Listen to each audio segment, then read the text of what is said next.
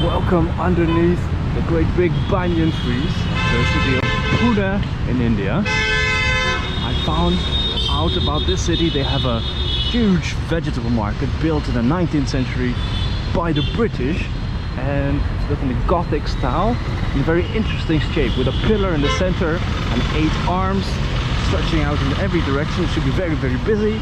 They've got the cheapest and the best vegetables in the city. But the shape of this structure really reminded me of the Panopticon, the prison design thought of also by the British in the same time period. And this building also used to function as a center of government back in the days of the British Empire. So I wonder if it was designed with the principle of the Panopticon in mind, so the central government could keep an eye on all 8 arms of the market, see what's going on in the market, and even make the people in the market feel like they are being watched, just like the prisoners in the Panopticon. Anyway, let's go check it out. Let's go shop for some vegetables. And it's not just the natural banyan trees that overhang the streets of this city. There are also the concrete ones, the concrete banyan trees. Stations, railroads, walkways in the sky. Not unlike Mumbai, but I haven't seen the life up there here yet. Most of them still seem under construction, so perhaps in a couple of years you see a city in the sky up here, just like we saw in Bombay. Big old hammers over here, all kinds of tools. Anyone wants to do communism? Mark should be just over that way. That man found a nice place to nap down there. Let's see if we can cross this bit of traffic here.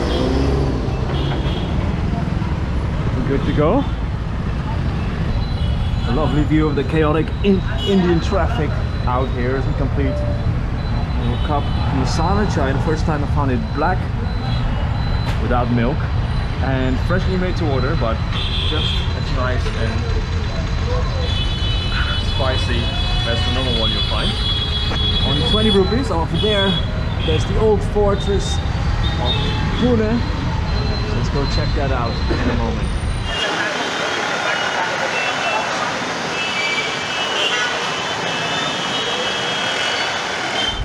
Well, there's the ancient fort of Pune. They want to extort me though. They jack up the price by a factor of 12 because I'm a foreigner. Not really in the mood for that. So let's walk just past this fortress over here, and then we can finally get to the vegetable market. Not even in the market yet, and the crowd is already completely insane. And a couple of people wearing hats like this, man. I wonder what they signify. They make me think of milkmen or butchers, or maybe they mean something completely different in India. Who knows? The market should be just ahead. Let's see if there's even space to get inside at all. Up ahead in the distance I can already see the central tower of this 8-legged market. It looks like it was transported straight out of some town in Europe into the middle of the madness of the Indian city that is Pune. I wonder if it was a mistake to come here on a Sunday afternoon. Probably the busiest time gets out here in one of the busiest places in Pune, in already insanely busy country of India. Well, what an experience to walk around here, try to work your way through the mass of people. See if this way leads to the market over there. Well, you have to be kidding me. The whole market is actually behind this fence, and all of it is closed off, under construction.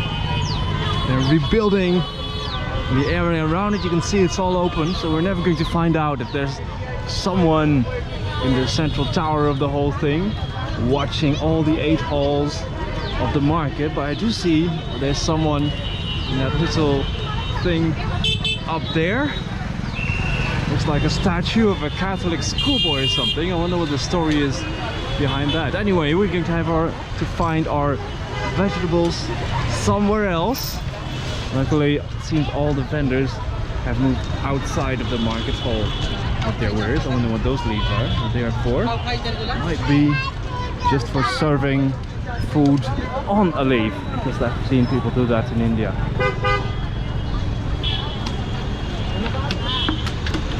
What a shame.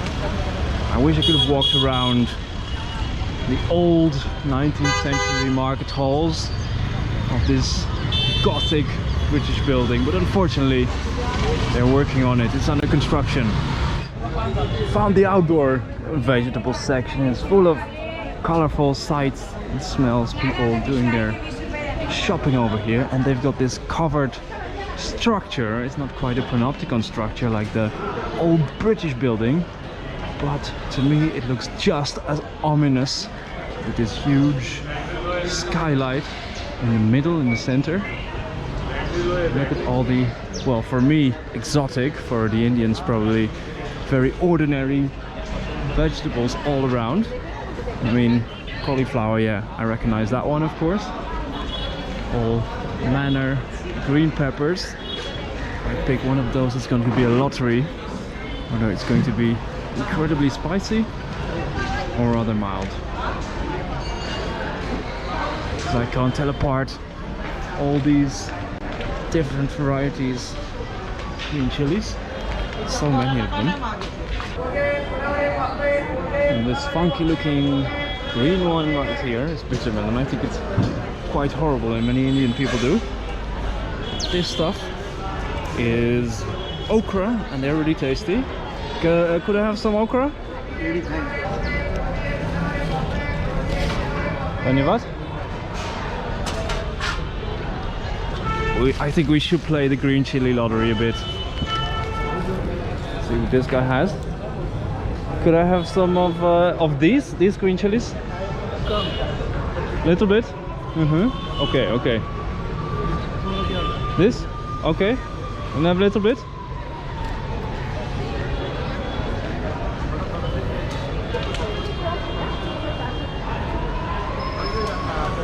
It's more than enough. Kitna? Kitna paisa?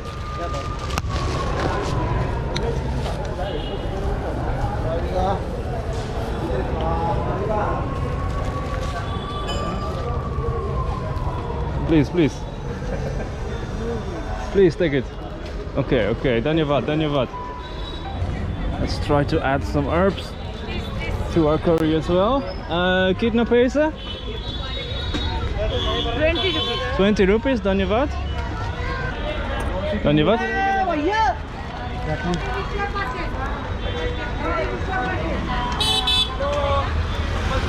Hello, namaste. How are you? Very good. India, very nice. India is very nice. Your country. My country is the Netherlands. New Zealand. Holland. Holland. Yes, orange is our color. Holland. Yes. You know? Holland team good. Your cricket team. Ah, very bad cricket team. Sit down. Sit down. Sit down. It's selfie time. Yeah, sit down. Selfie time with the sit down. vegetable salesman. I'm the vegetable seller now. Hello. Hello. And I think we should add one wild card vegetable to our curry. So this one, I don't know what it is. What word? Kitna? What word? Kitna? What word? 40, 20 rupees? Okay, let me get you 20 rupees.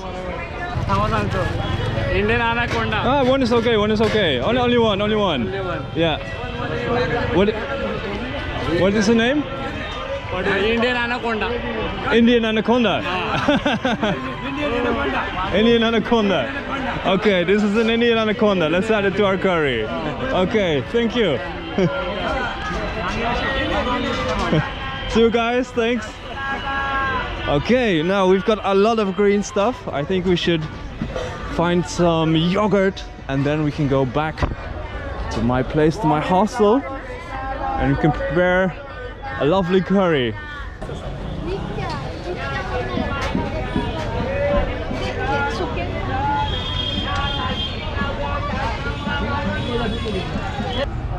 Some of the mixed herbs, the okras, some of the green pepper lottery.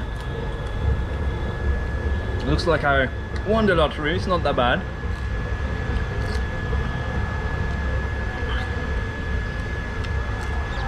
Okay, never mind.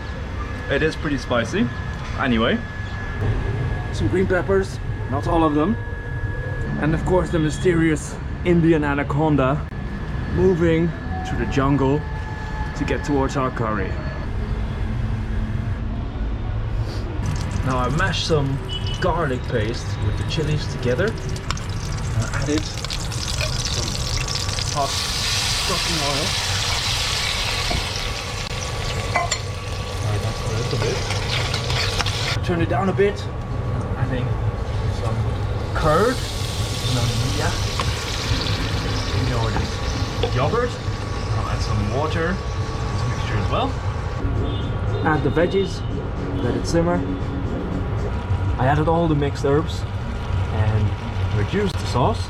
So what is this? These are things I ordered. This is my first Indian cooked Food. meal. Well, supposedly Indian. I think Okay. the proof of that is going to be you. You're going to Okay. be the judge. I'll take a spoon for that. Go ahead.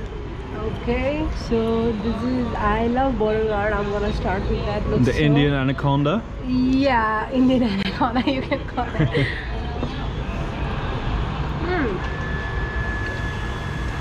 And the okra. My god, wow. I first of all didn't thought that you will perfect the tenderness of it because it takes a lot of process. Yes, yes, you have to And cook it you for a while. surprised me. Oh, thank you so much. Yeah. Thank you so much. You cook just like my mother. If you make it a little spicy yeah. and put some more garlic in it, it tastes like almost like my home. Oh my god, thank Yeah. you so much. Good. Well, I Very couldn't have good. gotten Yeah, a now- better compliment for my first Indian meal I made It's amazing. in India. So, hope to see you next time.